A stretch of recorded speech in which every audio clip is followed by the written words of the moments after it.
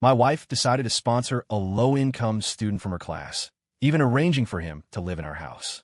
From that day on, we never slept together again. Soon after, she left for a 2-month research fellowship, and the low-income student went with her as her personal assistant. When she came back, she started throwing up constantly and then asked me for a divorce. And that so-called student?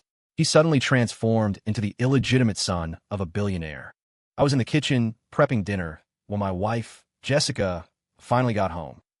Working late again, I asked, walking to the foyer to greet her. But I stopped short when I saw a timid-looking young man trailing behind her. "Honey, who's this?" Jessica gestured toward him. "Ethan, this is a student I'm sponsoring, Caleb Vance. His family situation is complicated, and he can't afford the dorms. But our house is big enough, so Caleb's going to be living with us for a while." Caleb stepped forward and offered a hesitant smile. "It's an honor to meet you, Mr. Miller." My own smile felt frozen on my face. I was completely on board with my wife sponsoring a student in need. I'd have supported it with every fiber of my being. But bringing him home to live with us? That felt inconvenient, especially now when Jessica and I were actively trying to have a baby. I took a breath and pulled Jessica into the bedroom, lowering my voice. "Honey, doesn't the university have some kind of grant or subsidized housing for students in his position? Having him live here, it could look weird. For your reputation, for us." Jessica shot me a glare, her voice a tense whisper. "If there was a policy for that, don't you think I would have used it already? Don't make this difficult, Ethan. He's already here. Are you telling me to throw him back out on the street?" I glanced toward the doorway at the skinny kid standing there looking lost, and I felt a pang of guilt. Fine, he could stay for the night.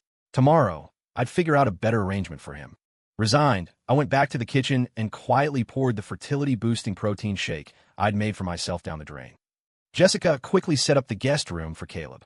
To make him feel welcome, I threw a couple of extra steaks on the grill. To his credit, Caleb was a polite kid. He hovered in the kitchen, helping me set the table, arranging the plates and silverware with meticulous care. My initial unease started to fade. During dinner, Caleb picked up the serving fork, carefully placed the largest piece of filet mignon on Jessica's plate, and then, using his own fork, nudged it a little closer to her vegetables. "Professor Miller, thank you again for taking me in. You should eat more." He gave a goofy, boyish grin, completely oblivious to the way my expression had tightened. His saliva was all over that fork. Yet Jessica, who normally had a mild case of germophobia, didn't seem to mind at all. She smiled and took a bite. Maybe it was just my imagination, but I could have sworn I saw a spark, a certain intensity in the way their eyes met.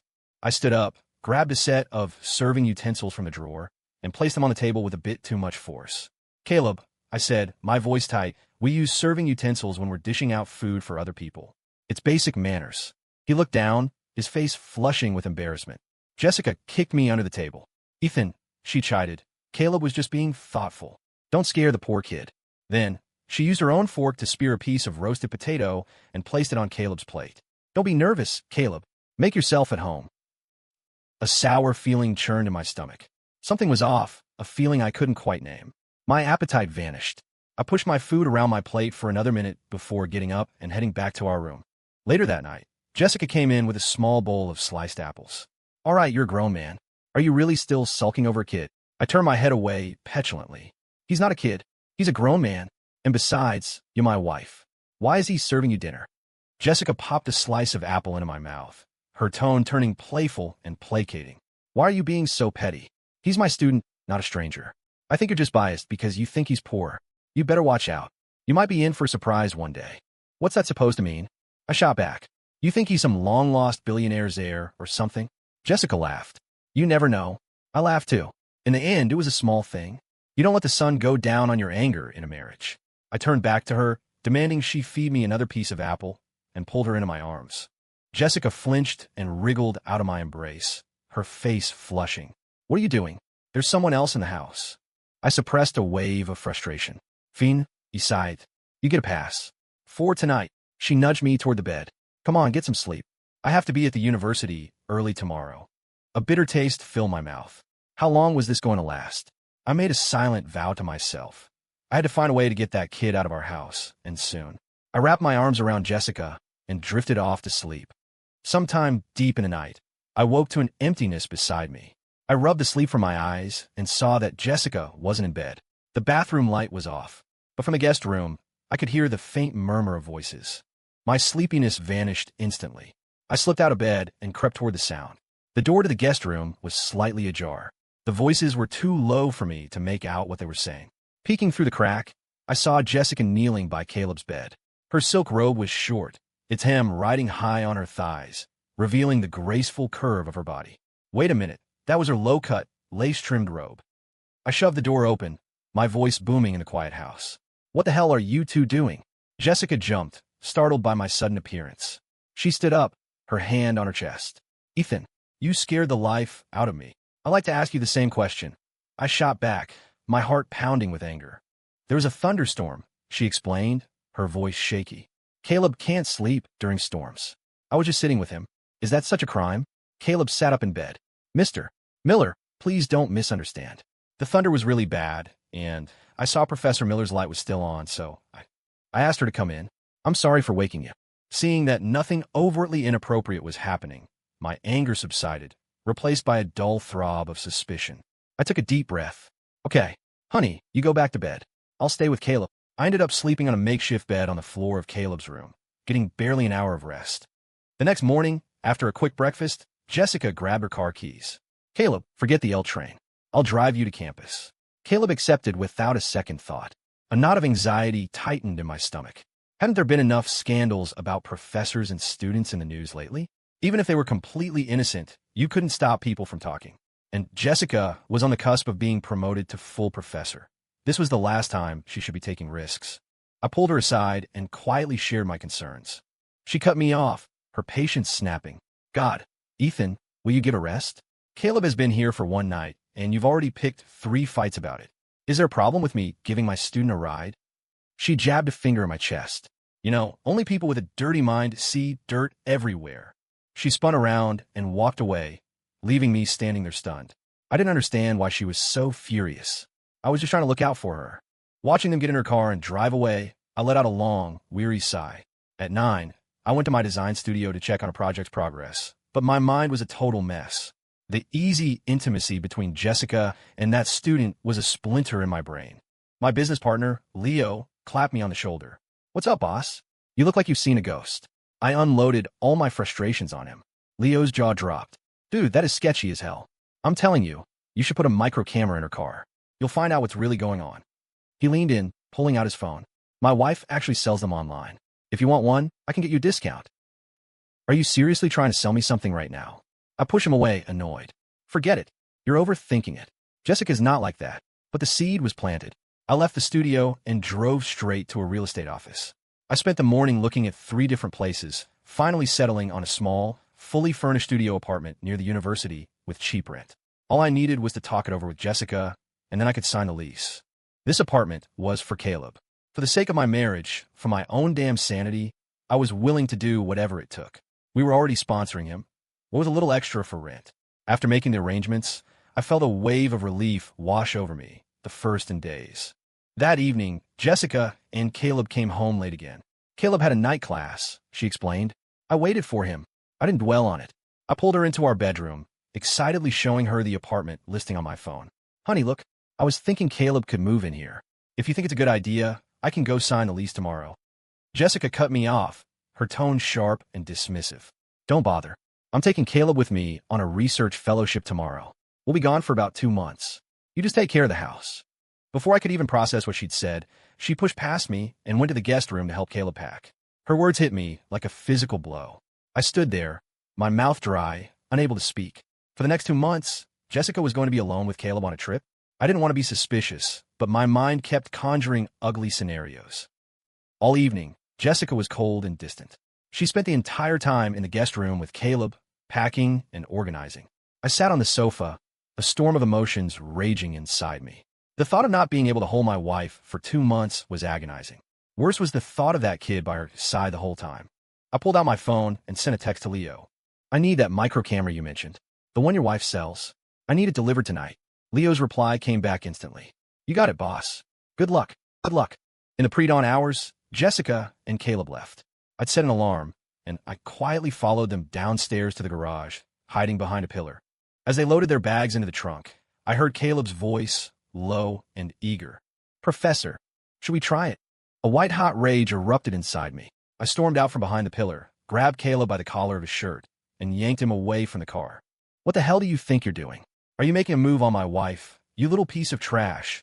Jessica screamed my name and threw herself between us. But I was seeing red. I swung my fist, landing a solid punch on the left side of Caleb's face. "Ethan, are you insane?" The sharp sting of Jessica's palm across my cheek finally brought me back to my senses. It was the first time she had ever hit me. My voice trembled with hurt. "Jess, you heard what he said to you. How can you defend him? What are you even thinking?" she yelled, her eyes blazing. "He was talking about the chemical compound for our research. He was asking if we should try running a preliminary test on the drive up to Boston to save time. What is wrong with you?" Her words hung in the air. I stared at Caleb's swelling jaw, and a wave of mortification washed over me. I managed a weak, pathetic smile. "Caleb, I didn't mean to." Jessica shot me a look of pure ice before helping Caleb into the car and driving off without another word. I trudged back up to our empty apartment, feeling utterly alone.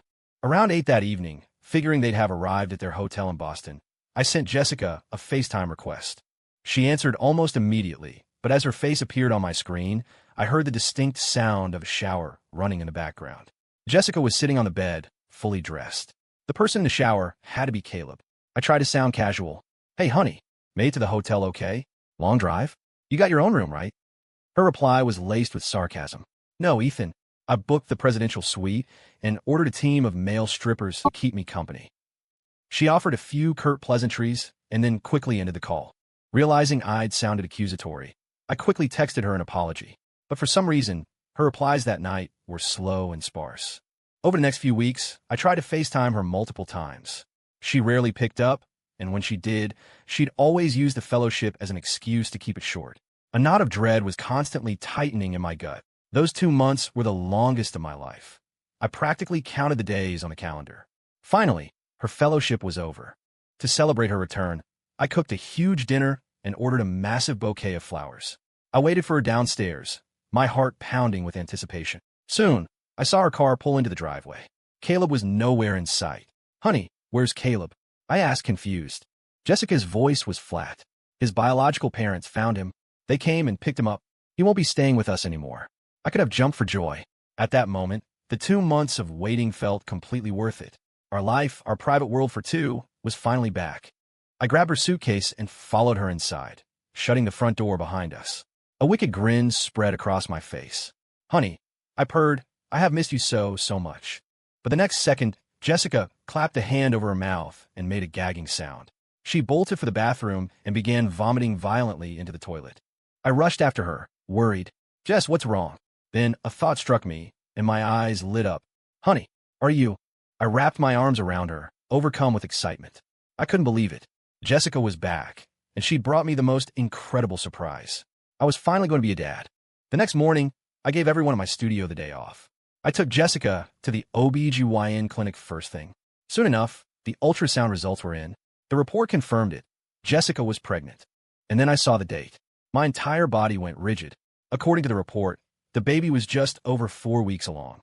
But I hadn't slept with Jessica in over 2 months. "Whose baby is it?" I demanded, my voice a venomous whisper. Jessica grabbed my arm, shoving me toward the exit and out to the car. Now, suddenly, she was concerned about making a scene. She begged me not to yell at her in public. I slammed the car door, my eyes burning. "Jessica, what did you do for the last 2 months? How could you do this to me?" Her expression turned to ice. "Since we're at this point, I won't hide it anymore. Let's get a divorce. I felt for a while now that you're not good enough for me." I couldn't believe what I was hearing. She was the one who had cheated, but she was looking at me like I was the one who had committed some unforgivable crime. I said, she repeated, her voice void of emotion, "Let's get a divorce. The sooner, the better." My voice trembled. "Jessica, what are you saying? What do you take me for? A hotel you can just check out of whenever you want. I don't love you anymore, okay?" She snapped. "Do I need a reason? I just feel like you're beneath me now. Is that not enough?" Her voice rose with agitation. "I'm about to become a full professor. And what are you doing? Still messing around with that little second-rate design studio of yours. What kind of future can a man like you offer?" But I choked out, the words catching in my throat. "Jessica, all these years, I've given you everything." Her tone was final. "I don't want to talk about it anymore. Tomorrow, the courthouse. Let's just get the papers signed." With that, she got out of the car and walked away. I slumped against the window, a bitter sting in my nose. How did it come to this? What had happened during those 2 months she was away?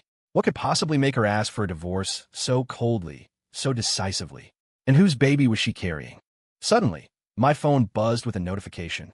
My heart leaped, hoping it was Jessica. It was Leo. He had forwarded me a news article. Shocker. Chicago real estate tycoon reunites with long-lost illegitimate son, a star student at Northbridge University. Leo's text followed.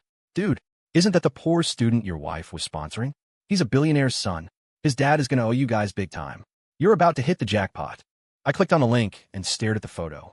It was him. It was Caleb. I flashed back to that day in our bedroom, to Jessica's smug little comment. You'd better watch out. You might be in for a surprise one day. My blood ran cold. Had she known all along? My hand fumbled in my desk drawer at home, searching for the micro camera I'd bought, but never used. No, wait. I had used it. Before she left, I had installed it in her car. I found a small device, connected it to my laptop via Bluetooth, and took a deep, shaky breath. All the answers were right here. The Pandora's box was in front of me, and the choice to open it was mine. After a moment's hesitation, I clicked play. My world shattered. Professor, should we try it? Caleb's voice, clear as day. Didn't we do enough last night at the hotel? Why are you so horny? Jessica's laughing reply. He pushed her down against the passenger seat. Wait, she protested weakly. If you get pregnant, it's mine. Besides, if we have a baby, my father will have to approve our marriage. The rest was a blur of motion and sound, the camera shaking violently as they went at it right there in the car. I clenched my fists until my knuckles turned white. There was no chemical experiment. The whole time, Jessica had been lying to me. The rest of the footage was just as damning. It was a highlight reel of their romance. Caleb being playful while she drove, whispering sweet nothing. All those times she had ignored my calls and texts. It was because he was right there beside her. And that night, I heard the shower. My suspicions were spot on. Next time you take a shower, close the damn door. I heard Jessica say on the recording. Don't leave it open just to show off your abs. Do you have any idea how close we came to getting caught? That idiot husband of mine heard it. I barely managed to talk my way out of it. My throat went dry, the blood in my veins turning to ice. I watched every single minute, saving every clip of her betrayal. The next morning, Jessica knocked on my door right on time. She urged me to get my documents ready, her impatience palpable. She couldn't wait to get to the courthouse. Jessica, I said, my voice cold and flat. You're in such a hurry to get this divorce because of Caleb, aren't you? She flinched, then quickly composed herself. Don't be ridiculous. He's just a kid. Don't you dare try to slander me. We were married once, Ethan. Let's just end this peacefully, without torturing each other. I let out a bitter laugh. Even now, she was still lying, but she had no idea that I already knew everything. My heart, once full of love for her, was now just a hollow, empty space. We started as a high school romance that blossomed into a marriage. Now, that entire story was stained with the ugly word infidelity. I grabbed my driver's license and passport, and we went to the courthouse. When it came to splitting the assets, Jessica took nothing. The people around us started whispering, "Wow, that woman is bold. She's walking away with nothing. Yeah, I wonder what happened. I bet it's his fault. What a small man, letting his ex-wife leave with nothing. Scumbag." Only I knew the truth. Jessica didn't want our assets because she was certain she had already secured her ticket into the city's wealthiest family. She shot me one last disgusted look, eager to put as much distance between us as possible, and left. Watching her walk away, a cold smile touched my lips. Jessica, do you really think it's going to be that easy to marry into a dynasty? From this moment on, I would make her pay for everything she had done. That afternoon, Leo texted me again. This time, it was a screenshot from Instagram, followed by a string of question marks. Boss, you and Jessica got divorced? When did this happen? Looks like she's engaged to that Caleb kid. The wedding is in 2 weeks. Dude, what is going on? I'm so lost. My hand trembled as I opened the screenshot. It was a professional engagement photo of Jessica and Caleb beaming at each other. The caption read, "Our next chapter begins. Can't wait to celebrate with all our friends and family." So, the moment she walked out of the courthouse, she went straight to a photo studio. The woman was a true master of time management. After the divorce, she had immediately blocked me on all platforms, which is why I was completely in the dark. I ignored Leo's frantic questions and silently saved the time and address from the digital invitation. 2 weeks. It wasn't that she was desperate to marry into a rich family. She was worried about her stomach. If she waited too long, the baby bump would show, she wouldn't fit into her wedding dress, and people might start connecting the dots and uncover the secret of her affair. She had too many people to hide the truth from, including me, the cuckolded ex-husband. My gaze darkened. In 2 weeks, I would be giving Jessica a wedding gift she would never forget. The 2 weeks flew by. I heard that Jessica hadn't been to the university since the divorce. The story of her and Caleb was the talk of the campus. I used to pick her up from work often. So many of her colleagues knew me. In their ignorance, they probably just assumed we'd been divorced for a while. But today, in front of all her friends and family, I was going to set the record straight. I showed up at the wedding venue dressed in a sharp suit. My former mother-in-law, who was greeting guests at the entrance, froze when she saw me. Her eyes darted around nervously. "Ethan," she said, her voice strained. What are you doing here? You and Jessica are divorced. You're not here to make a scene, are you?" Sensing the tension, Caleb walked over from the reception line. "Mom, what's going on?" he asked. Then he saw me. He stiffened, and for a split second, a flicker of panic crossed his face before it was replaced by a look of pure arrogance. He was a world away from the meek, subservient student who had once stood in my living room. I forced a smile and pulled a red envelope, a traditional gift, from my pocket. "Don't worry," I told my ex-mother-in-law. "I'm just here to share in the joy. We were married once, after all. I'm genuinely happy that Jessica has found her true love." She looked uncertainly at Caleb. He just smirked, took the envelope from my hand, and slung an arm around my shoulder with false camaraderie. "All who come are guests. Come on in, find a seat." He leaned in close, his voice a low, taunting whisper in my ear. "You know, I should really thank you for training my wife so well. She's an absolute knockout. I really don't know how to thank you, old man." I fought down the urge to punch him right there. "It seems, Mr. Vance, that all those years away from your parents left their mark," I said, my voice dripping with scorn. "In your case, it's called a classic Oedipus complex. It's a psychological disorder. You should really get that treated." I pushed his arm off me, leaving him fuming, and found an empty seat at a table in the back. Caleb was 22, just past the legal age to marry. Jessica was 32. The 10-year age gap, combined with the taboo nature of their professor-student relationship, made their very public wedding a spectacle. But Jessica had always taken good care of herself. You couldn't really tell she was in her 30s. Otherwise, Caleb wouldn't have called her a knockout. Soon, the ceremony began. After the vows, the MC announced, and now, our bride and groom have prepared a special video about their love story. Let's all witness this sweet moment together. On stage, Jessica lowered her head bashfully. In the audience, a slow, cruel smile spread across my face. It was showtime. The lights dimmed, and the massive screen behind the stage flickered to life. The sound that filled the ballroom was not what anyone expected. "Professor, should we try it? Wait, oh my God, what is this?" Jessica shrieked, her voice cracking with hysteria. She scrambled forward, trying desperately to block the screen with her body, but it was too late. The guests had already raised their phones, recording the sordid scene unfolding in her car. The ballroom descended into chaos. The beautiful wedding had morphed into a live-streamed train wreck. The tech crew in the back had no idea that I had swapped their video file with my own. It wasn't until Caleb sprinted backstage and slammed the power button that the screen went black, plunging the room into a stunned silence. Humiliated, Jessica turned to flee. She stumbled off the stage, tripped on the hem of her elaborate gown, and the heavy skirt pulled away, exposing her. She let out a choked sob, clutching the fabric to her body as she ran from the room under the gaze of hundreds of horrified and fascinated guests. Back in the dressing room, Jessica's hysterics echoed off the walls. "Who did this? Who? My life is over." Caleb burst in, trying to comfort her. After a moment, his fists clenched. "It has to be that bastard Ethan. He was here. He came to the wedding, and then the video was switched." "Ethan!" Jessica screamed. "Find him. Find Ethan now." But I was long gone. The gift had been delivered. There was no reason to stay for the after-party. That afternoon, my phone, which had been silent from Jessica's number for weeks, began to blow up with calls. Now, however, I had no desire to answer. I simply blocked her number and returned to my day. I opened my laptop and smiled. The #1 trending topic in Chicago was a picture of my ex-wife. Shocker, Northbridge U. Professor's wild affair exposed at her own WNRDH professor's secret relationship with student revealed in leaked video as the scandal exploded online. I knew it was my turn to step into the light. My design studio had a decent following on social media, which we used for marketing. It didn't take long for the internet sleuths to connect the dots and flood our accounts. The comments poured in. "Bro, are you the ex-husband? Are you the victim in this story?" I posted a simple reply. "Yes, I am."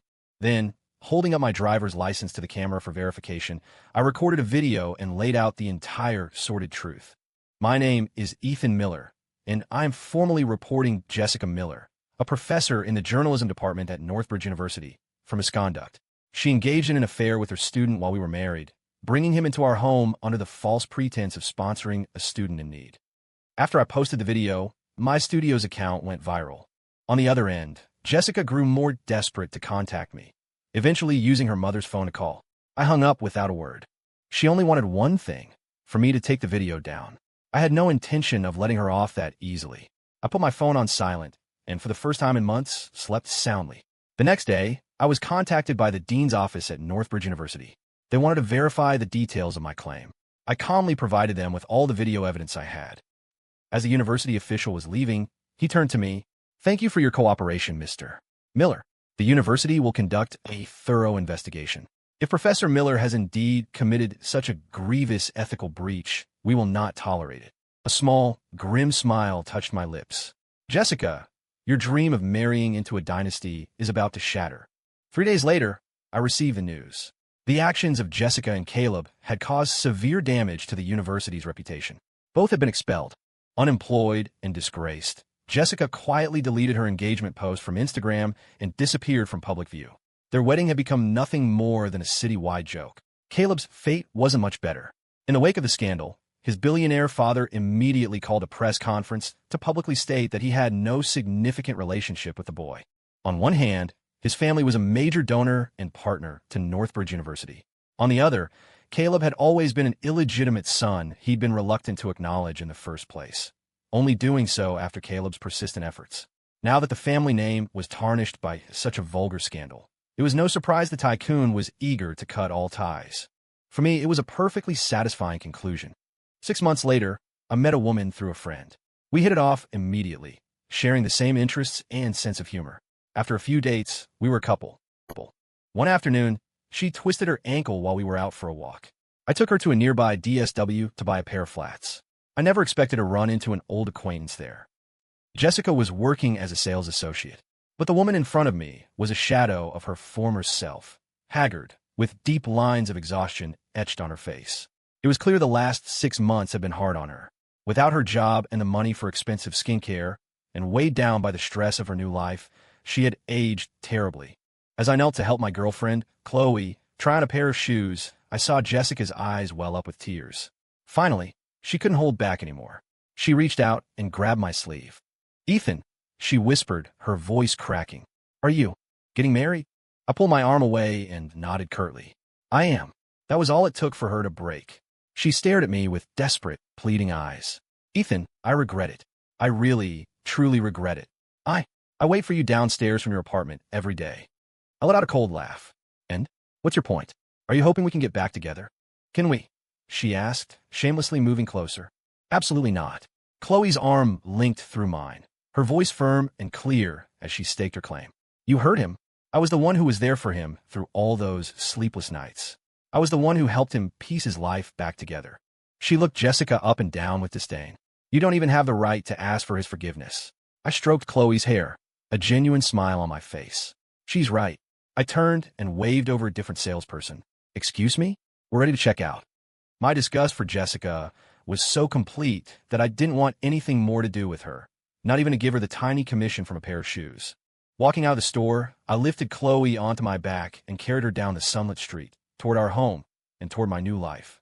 I was happy, I was content, and I was finally free.